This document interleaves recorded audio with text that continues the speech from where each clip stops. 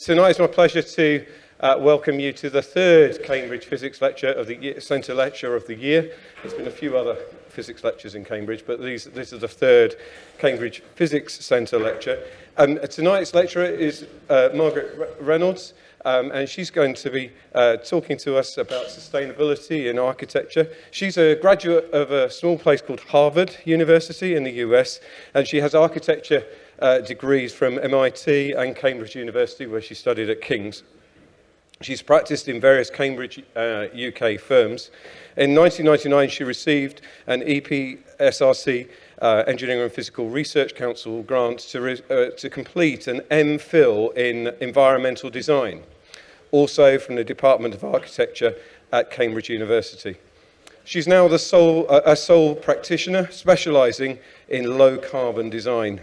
She grew up in the US and is now a dual US-UK citizen. So I'll hand over to Maragret and we'll take some questions at the end. Thank you very much. Thank you.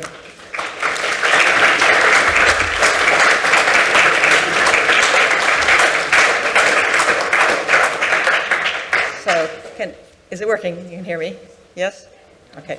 My talk today is about low-carbon architecture, and as Neil Jake said, I'm a practicing architect in Cambridge, trained here at King's and at MIT. So you've all traveled here today because you're curious about studying physics.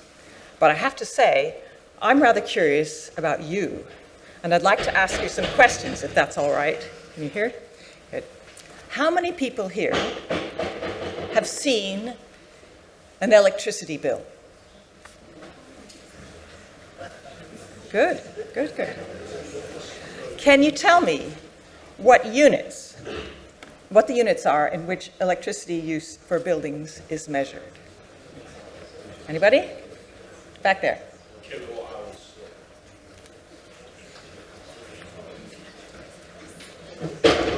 Let's just go through. And here's there.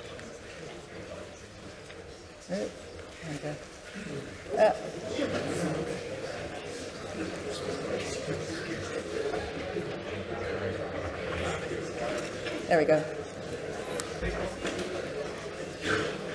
Okay. Kilowatt hours. You were quick, you saw the other one. How do we compare the energy usage for two different buildings? Anybody know the units? No, okay. So that is kilowatt hours,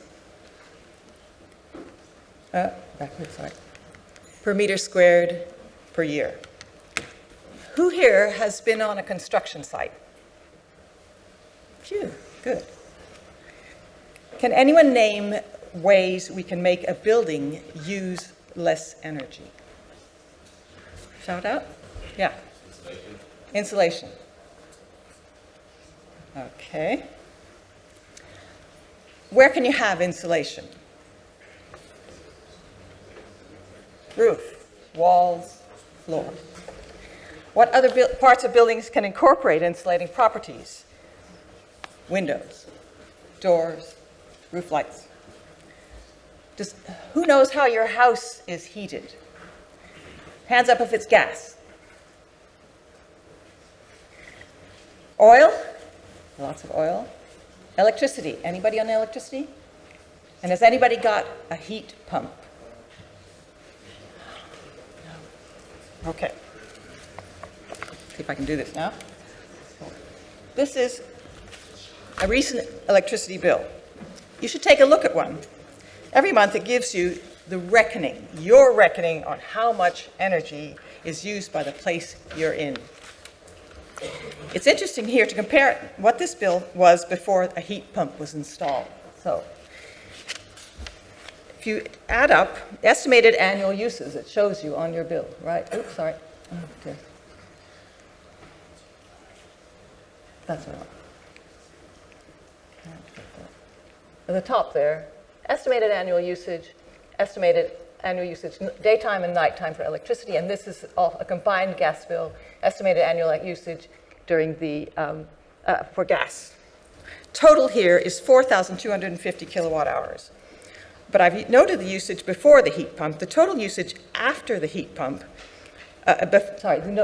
This is after the heat pump. Before the heat pump, the total energy usage was 5 times more because the gas bill for the gas boiler was, get this. There we go. 20,000 as opposed to 4,000. That's why you hear so much about heat pumps these days. Multiply this reduction times the 27 million households in the UK. It's definitely worth investigating.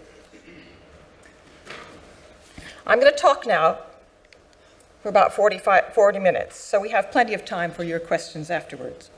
When I was studying physics, I didn't even realize there was a whole body of knowledge called building physics. This studies the interactions between heat, moisture, air movement, and between indoors and outdoor environments, and also the fabric of the envelope of the building, which separates indoors from outdoors. The point is to use physics to create buildings that are comfortable, energy efficient, and healthy. Through physics, we've been able to define what makes people comfortable when it's cold outside. So 2 things turn out to be key. As you sit in a room, your body naturally radiates heat. You feel comfortable when some of that heat is radiated back.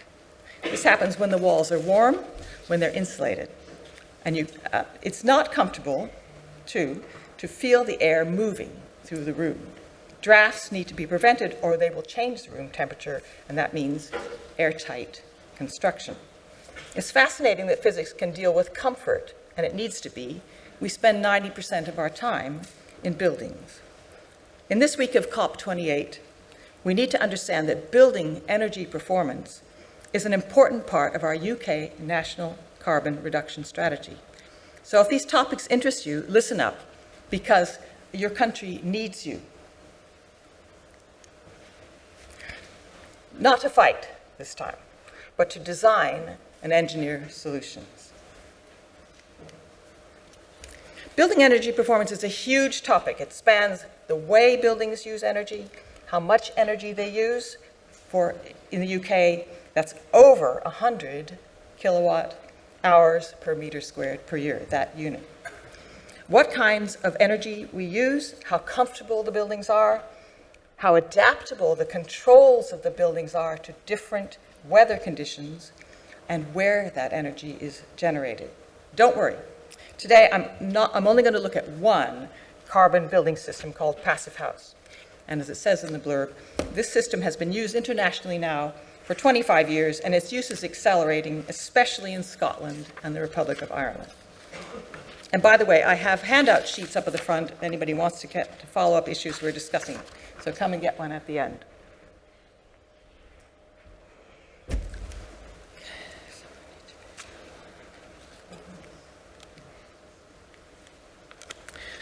Passive house. The passive part of the name comes from the benefits that a building can achieve simply through receiving from the environment around it.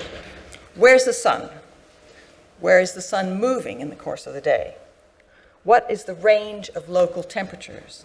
Is there shading when it's hot? What's the range of how much wind blows towards and into the building? How much heat is lost through the construction chosen for the walls, the roof, and the floor? Passive house is a German system, and the house part actually means building. Any kind of building, like we have broadcasting house. This system was invented in 1996 by this man, Professor Wolfgang Feist. He's a physicist. You can see him here. He later said this: "I was working as a physicist. I read that the construction industry had experimented with adding insulation to new buildings, but that energy consumption had failed to reduce. This offended me. It was counter to the basic laws of physics. I knew they must be doing something wrong.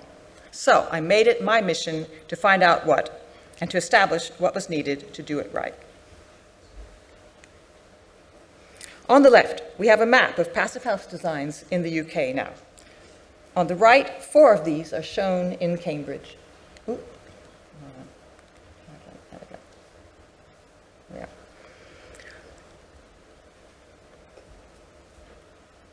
Including a new 59-bed student hostel at King's College, which is about a mile from here in Cramer Road. In fact, there are more passive house student housing projects in the pipeline for King's for Lucy Cavendish, and for St. John's colleges, together destined to accommodate over 400 more students. The Cambridge University's Institute for Sustainable Leadership has just moved into their new home called Entopia, and that is the yellow icon there. This is a 1930s telephone exchange building renovated to Passive House retrofit standards called EnerFit. The Cambridge City Council has 94 houses at design stage on Fen Road. That's the blue icon, and the other red icon is more houses to PH standard. And actually, there are also at least 4 Passive House college buildings in the other place, by which I mean Oxford. So there's a reasonable chance that if you become an Oxbridge student, you might either live in a Passive House or know someone who does. So we can ask, why are colleges and cities building to Passive House standard, particularly? So what qualifies a building to be a Passive House? Today I'm going to look at the 5 basic Passive House principles, all based on a whole house or whole building approach. This matters because Passive House buildings use only 15 kilowatt hours per meter squared per year. Typical UTE buildings, as I said, use 5 times that much at 100 kilowatt hours per meter squared or more. We don't really know. I will go through the building physics illustrated by these Passive House principles. Now here we have the 5 essentials of Passive House construction. Starting at the bottom left, we have insulation.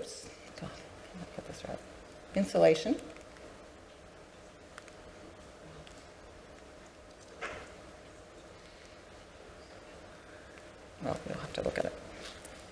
Passive House or triple glazing. There we go. Reduction of thermal bridges. And I've grouped these 3 together because they all work together to insulate the house from temperature differences outdoors. The last 2 principles are about airtightness and ventilation. That's airtightness. If I can make that work. Yeah, there we go. And ventilation. Okay. First, insulation. We need to consider how different materials respond to heat.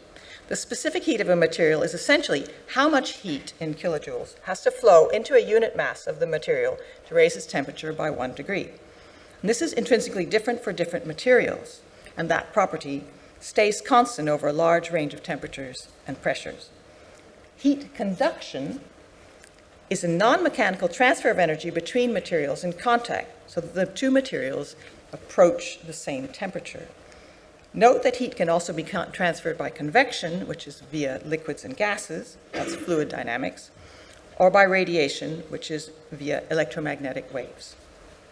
For thermal insulation, we're looking at the difference of temperature between 2 materials, inside and out, where the materials are reaching a steady state, where the heat inflow equals the heat outflow.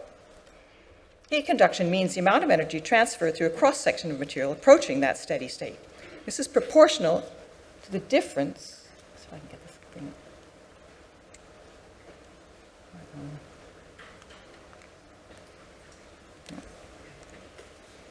The difference is proportional to the difference in temperature and to the cross-sectional area, and inversely proportional to the length the heat has to travel, which is basically the thickness of the material. The different result for each material is called its coefficient of thermal conductivity, or lambda. That's the red symbol. Metals have a high conductivity, for example, more than 200 times greater than concrete. Aluminum is over 200 times greater than concrete there. And insulation materials would have a low coefficient of conductivity, and that is what interests us. In simple terms, how to stop the transfer of heat. In winter, we do not want heat from the inside the building transferred out, and during a heat wave, we do not want heat from the outside transferred into the building.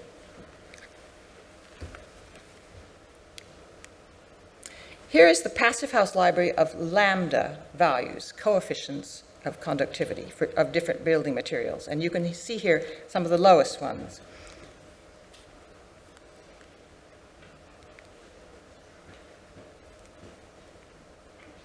Just having a lot of trouble with this.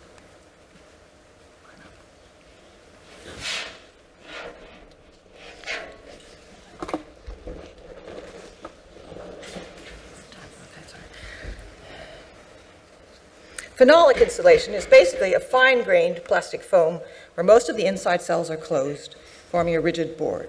And so that, see, phenolic up there at the top is 0.018.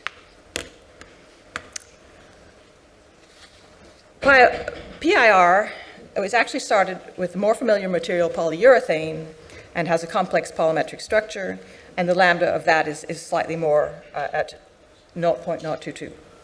Please note that both these highly efficient materials are products of the petroleum industry, made using fossil fuels.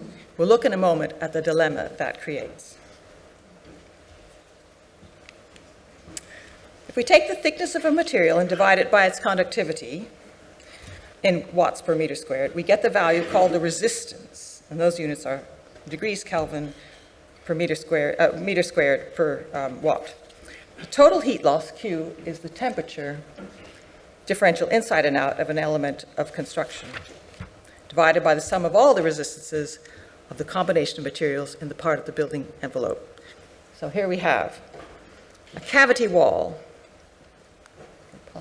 to go. Outside surface, clay bricks, you get the thickness, the conductivity, and the resistance. And glass wool, which would be in the cavity, the insulation, concrete blocks, the inner leaf, plaster. Add up all the resistances there in the column on the right, and then it gives you the total resistance.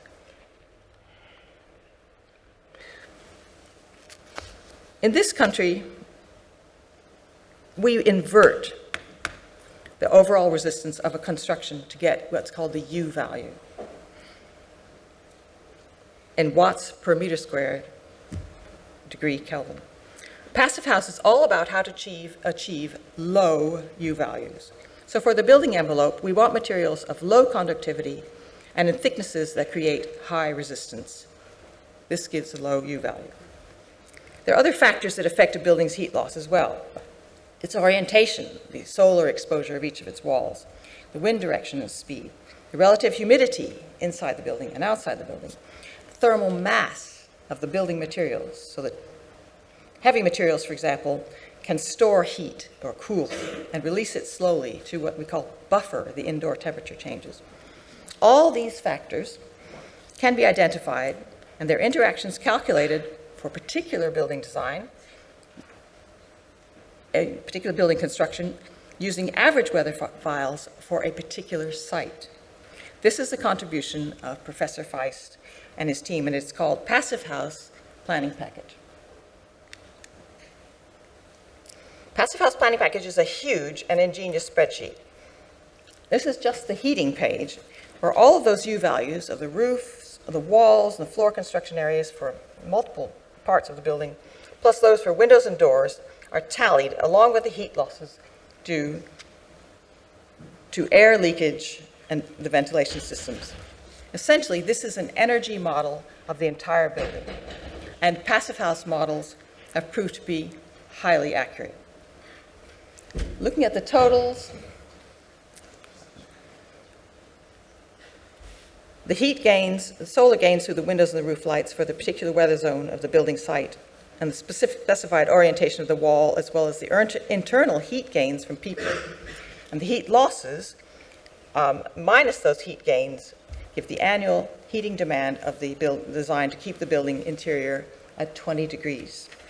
To qualify as a passive house renovation, this must be below 25 kilowatt hours per meter squared. And this example achieves 18, which you can just see down there at the bottom. And note again that a typical house in the UK needs a lot more than this, 4 or 5 times as much, about 100 kilowatt hours per meter squared. And for new buildings, it's 15 kilowatt hours per meter squared.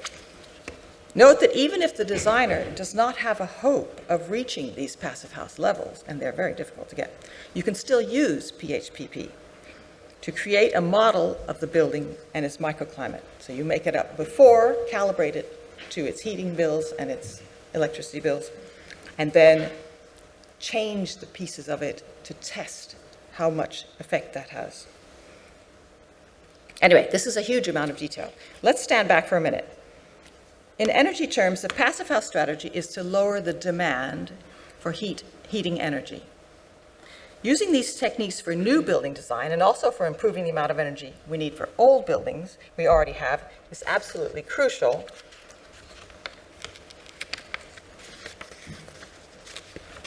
for our national energy strategy, crucial for our future, which is why, of course, we're seeing more passive house standards.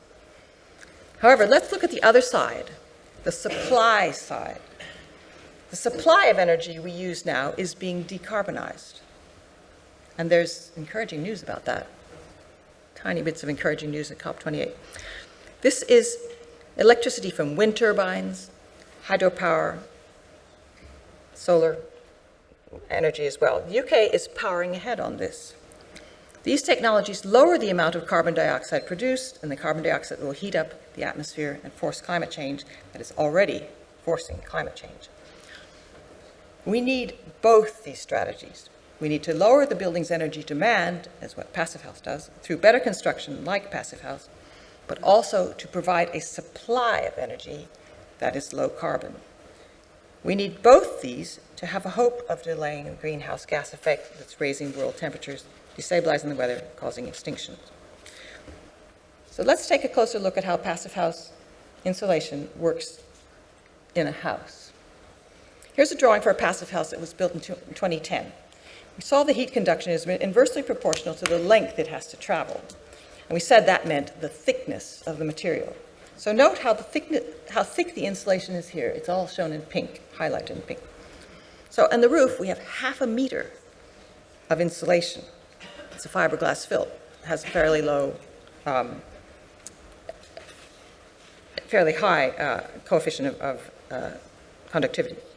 The walls are 295, about a foot, 295 millimeters of expanded polystyrene, and the blockwork is insulated. And the floor has 400 millimeters, nearly 0.5 meter of styrofoam under the concrete slab. Making the roof, and the walls, and the floor this thick can be a problem.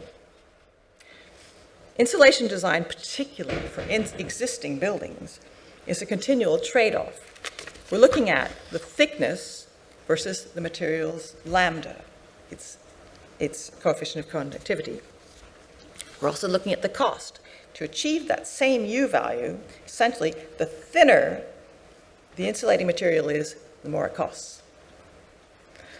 More recently, as insulation is installed more widely, we've discovered that there are other properties about insulation that are also critical, like moisture absorption. When it gets wet, does it dry? Can it trap moisture behind it? Fire resistance, and we've all heard of the nightmare of Grenfell Towers. Off-gassing from petrochemical materials. And now, fortunately, we are also evaluating the carbon footprint or embodied energy of insulation materials. So this last point, the embodied energy required to create insulation with high resistance to heat transfer creates a vexing problem.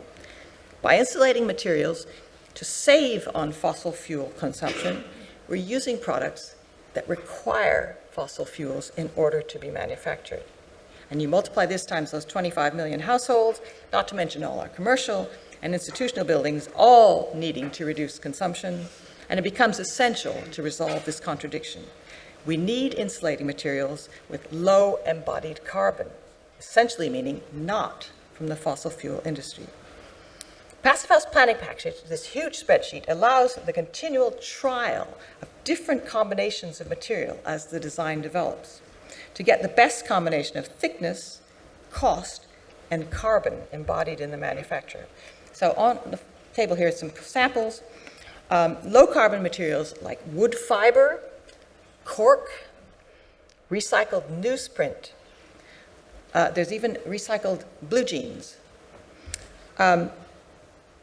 Recyclable materials like glass fiber are on offer.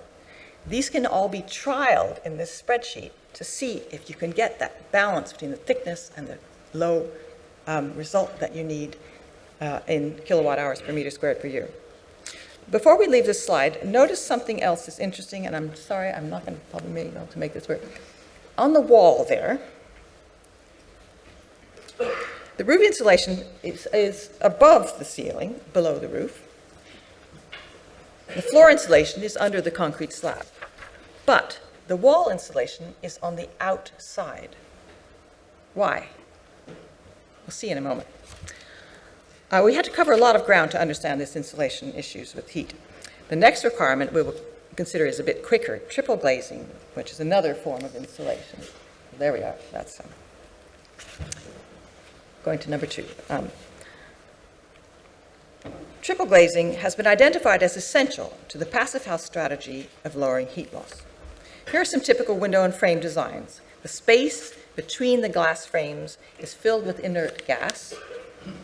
Warm spacers and seals close the gap between the panes, and the frames are also designed to be highly insulating. Passive house windows and doors are airtight when they're closed. Note the arrows in the diagram showing transmission from outside in, which is passive reception of the heat from the sun, and wave heat radiation reflected back in to keep that heat you've put in by the film on the inner pane. You can open the windows in a passive house building in good weather. It's just that you don't have to open the windows. You may not want the pollen, the air pollution, or the noise coming through an open window. We'll see in a minute how the controlled ventilation works. Windows usually need shading devices to prevent heat gain in the summers, which are getting increasingly hot. How many people here have a house that overheated in the heat wave in the summer? Yeah, hands, yeah. Passive house planning package climate data for our location uses the local sun angles to calculate the likely gain through the glazing of your house, and it warns the designer of any danger of overheating. Shading can be internal, like Venetian blinds or curtains, temporary, like awnings outside, summer awning, or permanent, like projecting overhangs. There could be a whole lecture here just on overheating prevention. The passive house windows and doors are expensive, but like many aspects of passive house, taking the long view, it's actually less costly to have significantly higher quality components that last. We saw that numerous Cambridge and Oxford colleges are now moving to build passive house student hostels. These are a good long-term investment. Colleges are not buying and selling these houses like we might do with private houses. They plan to be maintaining them for centuries. The next requirement of passive house construction is to have minimal thermal bridges in the building envelope. That is, in the construction between the outside and the inside, which is keeping the temperature different from the outside. The inside temperature target is 20 degrees. Any part of the building, of a wall or roof that transmits winter cold and gets down to a temperature of 12.6, where we want to have 20 or less, can grow mold at normal humidity levels. And again, that's another whole lecture. From the outside, this thermal image shows the heat leaking from,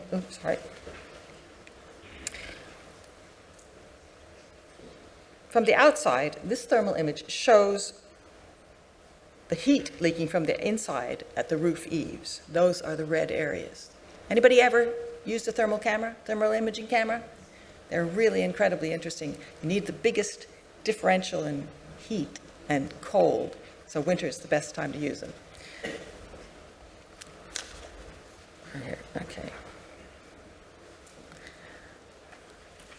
From the inside, a surface where the heat is leaking out will be colder than the other surfaces in the room. The moisture in the warm inside air tends to condense on that cold surface, and this damp surface where mold can grow.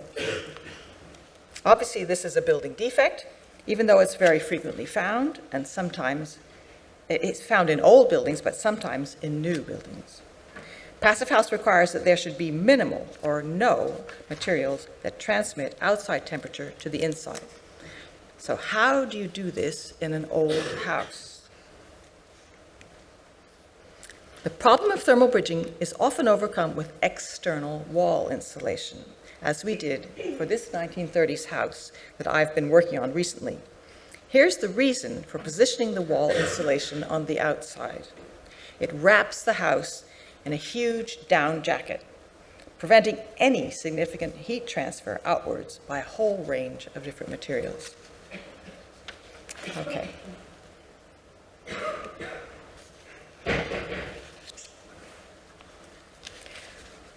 Now we come to the last two passive house requirements, the ones that prevent discomfort from drafts of air inside.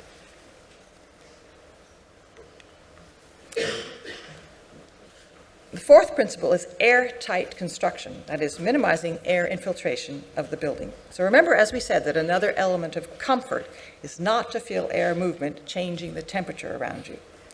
This slide shows all the places that air can leak through in existing buildings, and again, I'm afraid to say, in some new buildings. I'm afraid I haven't a pointer, but you can see there, under the floor, through the window, through the upper floor, under the window, above the window, at the eaves, out the chimney, coming up from the fireplace right out to the chimney, through the loft hatch, through the light switch, through the, it goes on and on. All these places leak. Are people aware of drafts in your own houses? Yeah. It's all that lovely heat just going out.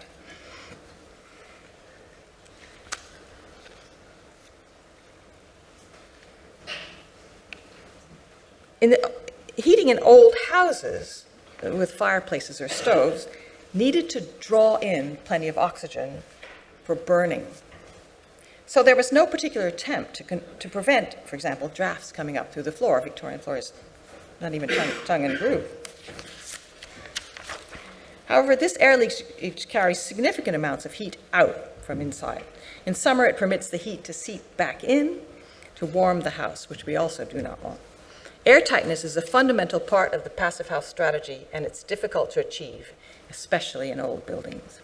With new materials, careful techniques, builders are becoming increasingly good at making new construction to the required 1/2 of an air change per hour for the entire volume of the building.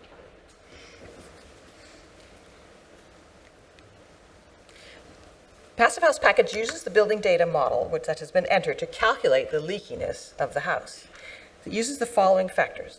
The volume, this has been calculated from the floor plate, you've given it all the dimensions of the floors, and the height of those stories, it gives you a volume. Height is the key factor in air leakage, as it's a result of the stack effect in which buoyant air, warm air rises, a bit like a chimney. And we'll see later an example of how heat buoyancy can actually work for you. So here we've chosen, up there in blue, balanced passive house ventilation with heat recovery. And we've chosen, we've entered the wind factors of the site. So, and we told them where it is. There are 22 zones of climate data available in Passive House just for the UK. So you can fine tune, and it gives you an average of the temperatures and the moisture and air, precipitation over 5 years. So it's quite specific. And here we selected Zone 13, East Anglia, for this house. This climate data gives us average wind speeds, and we tell it how bumpy or flat or sheltered or exposed the site is. So we know it knows the typical turbulence in the wind. So we need to know the temperature difference from inside to out. It's taking those average temperature differences, temperatures for your area, and then it's taking the difference with 20 degrees, which is its standard. Air changes per hour for the net volume calculated using the weather data factors in Passive House Planning Package, but you also need an air tightness test to see how the building is actually doing. All the leakage holes in a passive house cumulatively typically need to be no bigger than a 1-pound coin. So that's very airtight. Here's the 1930s house I've been working on. The clients are keen climate change activists, and they want the house to achieve the passive house retrofit standard called EnerFit. And EnerFit, as I say, is extremely difficult to achieve, and the most difficult part of EnerFit to achieve is the airtightness. For the airtightness test, here you can see what's called the blower door there in the bottom left. It's a red membrane fixed in the doorway, and the fan either sucks out or blows in the air to reach a temperature difference of 50, a pressure level of 50 pascals. We need to create 1 air change per hour for the EnerFit standard. If you see the gauge in the window, you'll see at this point we were only at 4.34 air changes per hour so far. But more recently, we've got down below 1, and we're hoping to get to 1 or just slightly below, which is what you require for EnerFit. But it is a huge job in a new house, in an existing house, or a new house for that matter. So here's my drawing of the design section cut through the envelope of this 1930s house. I hope you can see the position of the airtightness barrier. It's that thin turquoise blue line. It's continuous right around the area of the external envelope of the building. So the floor, so this is a new extension on the lower left there. So it's the floor, the walls, the roof, the roof lights, windows, roofs and roof lights. Some familiar materials in construction are reckoned to be airtight. So internal plaster from parge coat, it goes right up and seals inside. Concrete is reckoned to be, so that's a concrete floor there. That made life easier. In the loft, the ceiling of the loft underlining the rafters is of oriented strand board, and that can be airtight as long as you tape the joints. However, special airtight membranes and tape are needed at corners, junctions, and edges of materials. This is particularly difficult where timber joists and rafters go into masonry. And I have a sample over here of Intello tight membranes and airtight membranes and tapes. It's quite a work of art. These membranes prevent the air molecules from leaking out, but they allow smaller water molecules to pass through and dry out. Quite interesting. Right, so the last principle is ventilation.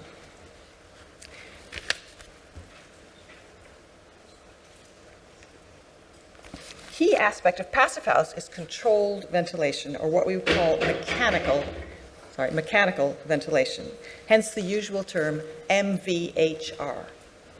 Because air leakage can lose so much energy, passive house requires what they call air tightness. Of course, we need fresh air and oxygen. You can't just seal up the building. The solution is a continued system of controlled air handling, shown here, and it runs continuously, very slowly, so you don't feel the movement. This extracts, now I'm going to have to tell you, this extracts damp, stale air from the wet room. So you see the red there, bathroom, kitchen, and it even has the dining room there. The red ducts take it up into the loft to that white box. That's the heat exchanger. The heat from the stale air is extracted by the wheels of the heat exchanger.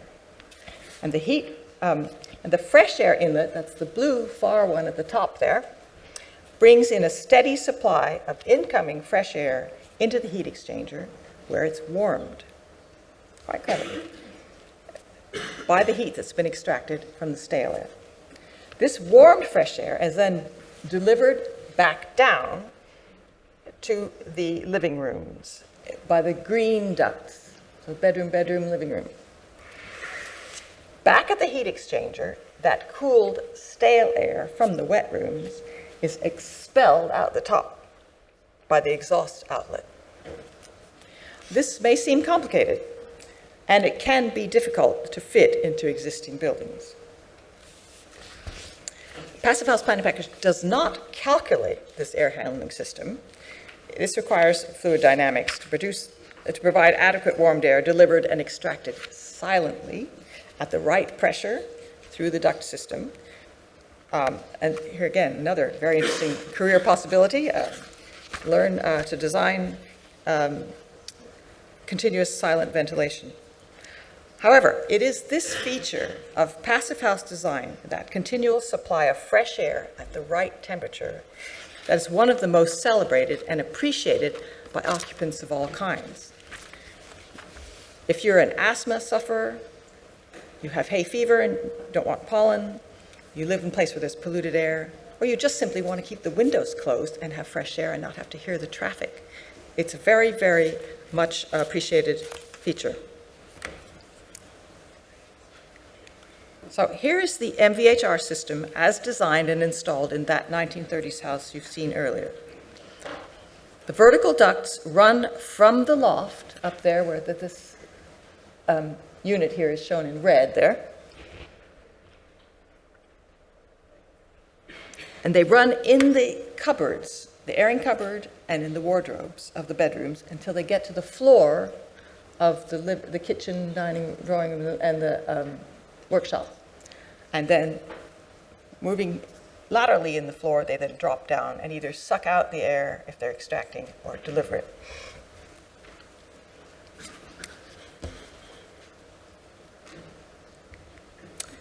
So you have now seen all 5 passive house principles at work. Congratulations. I did want to make one last point before we end.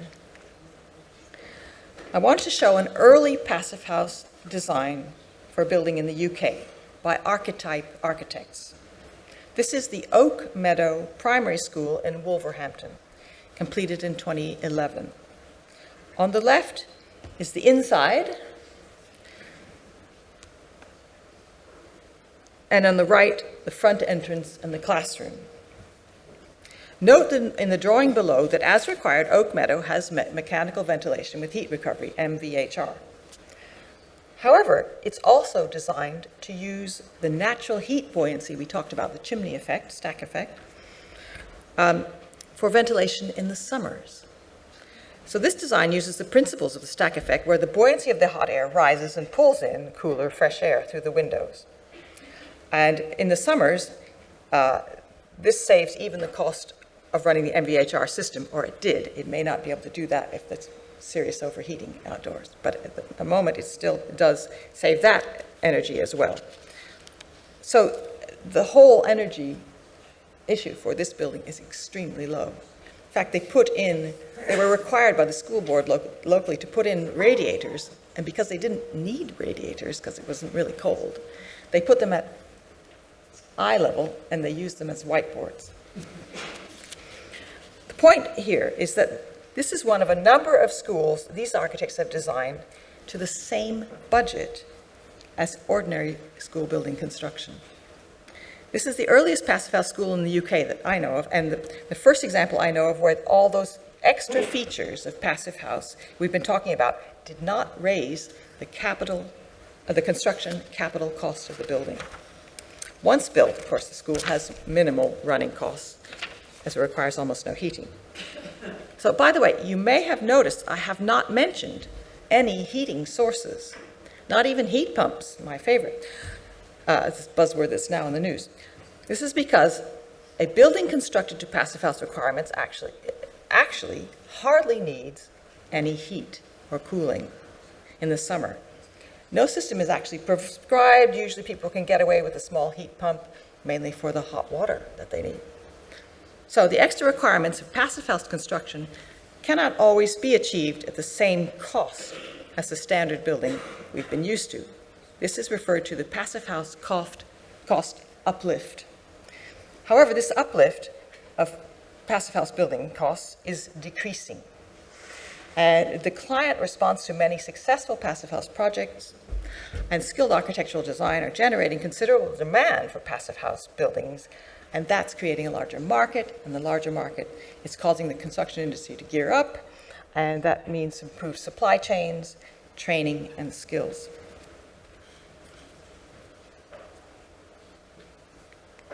So there are many more aspects of passive house design. Form factor, we haven't even touched on that. Low embodied carbon, costs, other features, but it'll have to be for another time. I hope you can see the enormous and creative benefits that come from an understanding of the laws of physics. We need to be designing and engineering better building construction. This could be your mission should you choose to accept it. I hope this will encourage you to use your knowledge, whatever you study, to understand and tackle the serious problems we face, particularly with climate change in the future, because you will be creating our future. Thank you.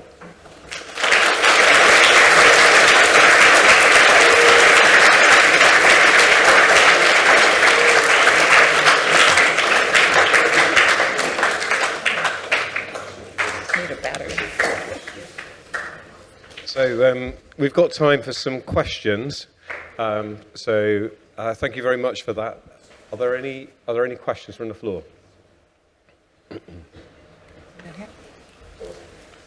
Hi, I was just wondering, for the 1930s house that you showed that you've been working on, did you calculate the payback period where the CO2 savings exceed the CO2 costs for doing all the retrofitting? That project has been taking place over about 5 years, and the whole notion of lower carbon insulating materials has come in on stream while we already started on site. So, in a word, not specifically calculated. Every single type of insulating material we had, we tried to see if there was an alternative. So, and for other things too, like down the very end, a sample of concrete made with ground granular blast furnace slag. So that's one thing you can do. You can use glass, which can be recycled. Glass fiber can be recycled instead of other things. So we went right through the building and tried to use another one here is structural insulation. We put the windows in the insulation layer, and you hold them up with structural. This is made of PET, which is recycled plastic bottles. Things are coming on. We didn't, because it was an old heavy building, we went and stuck with traditional insulation and render, because that was what the builder was familiar with. Each thing was measured up. And that's what we need to keep doing, looking for alternatives. We did put wood fiber insulation under the floors. So that's coming on stream better. But you just can't get under old eaves. You can't get the result you need out of the wall insulation if it's too thick. If it's wood fiber, it would have to be incredibly thick. And they wanted it to look more or less like a 30, the way the 37 overhang. Yeah. Okay. I'll take this question first. So, have you ever found that the passive house, the design principles have ever gotten in the way of these aesthetics of the house? Yes, that's a really good question. You were just saying that in that example, really. You don't really have to. You can use passive house to any style. And what's nice is that people are evolving really interesting styles with natural materials. It does, this is the form factor, which I didn't really get into, it does tend to produce a box, as you can imagine, because that's a more efficient form than a long strung out arms and wings and things. But it needn't, to my mind, and maybe I'm not a typical architect, it's not good design if it's wasteful. So we just got to find aesthetics that work with those rules. There's no point in spending that money and that effort and that time to build if it's not a design with integrity that actually doesn't waste energy. That's a really important lesson many architects have had to learn in the past few years. Yeah. The course that we teach at our school, one of the things that we looked at in buildings was the use of phase change materials. Yes. Which can be tuned so that they change phase at, say, 20 degrees, so that when your room gets to 20 degrees, you change the phase. Do you ever use those things? So that it stops the temperature from going above 20 degrees to much because it's spending all the time changing the phase of the material. Then Yeah, when it it's, gets well, cools it's down, like, it warms it up. if you think of a massive house down in the Mediterranean, something made of concrete in the Mediterranean, it gets really cool and it stays cool in the summer. Phase change material can do that with a very, very slim profile. You can get phase change plasterboard, Right. but the same rule applies. Thinner, cleverer, the more expensive. And I was very, very interested in this, and there was a colleague who was building himself a loft where he could keep the temperature at 19 degrees all summer, which was amazing. But, and I saw it advertised for offices where, of course, you have lots of people and computers and machines and things, and it gets very warm, particularly in the summer. And we thought it might take off plasterboard linings for offices where, you know, there's a high money intake in the square, in the area that you're working on, and people might want to save on heating it. The problem is it's not that expensive still to air condition. It should be more expensive. If it were, we might do more phase change materials. This is because the phase change material is completely free energetically, but air conditioning, you're drawing in lots of energy. Oh, thermal mass. I mean, that's why the business of external insulation means that the heavy part of the building can absorb the heat gradually in the winter and stay there. It's like, you know, an insulated picnic bag or jacket or something. And the same in the summer. If you do internal insulation, and that's very tricky for buildings where the facade is precious or, you know, carved or whatever, you lose the access to that cold wall inside. Mm-hmm. And so, you know, you could try phase change materials, but those are way, way, way more expensive. Even. Yeah. No. Here's one here. Oh, sorry, there's one right here. How long would it take before the amount saved on bills makes up for the cost of actually installing all these things? Right. Cost is very high.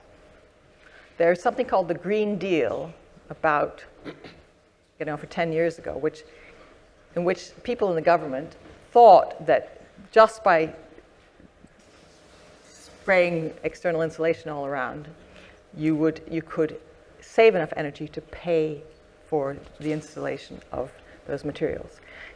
But you can't. You really cannot save enough from your bills. The bills, even certainly 10 years ago, were not high enough. Even now, it's very, very expensive to do external, renovations. But it's critically important, and many countries, we spend some time in Italy each year, and friends who are renovating their house, and the government is paying a third of it for them. It's not all of it, but it's something. It's a very vexed question where that money is going to come from. The only process that drives it is, say, for commercial properties, when there's a change of tenant, people tend to go in, rip things out, and do new fittings. So they could fit low energy things if we program them to do that, builders to offer it. If you have your bathroom renovated, your kitchen, you can do the external walls and start. There's something called the Association for Energy Conscious Building, which is starting out a standard specifically not to be as difficult as Passive House, where first you could get your heat pump and stick it in the house. Say it's a young couple bought an old house and they need to change the heating. They're not going to put a gas boiler and take it out again.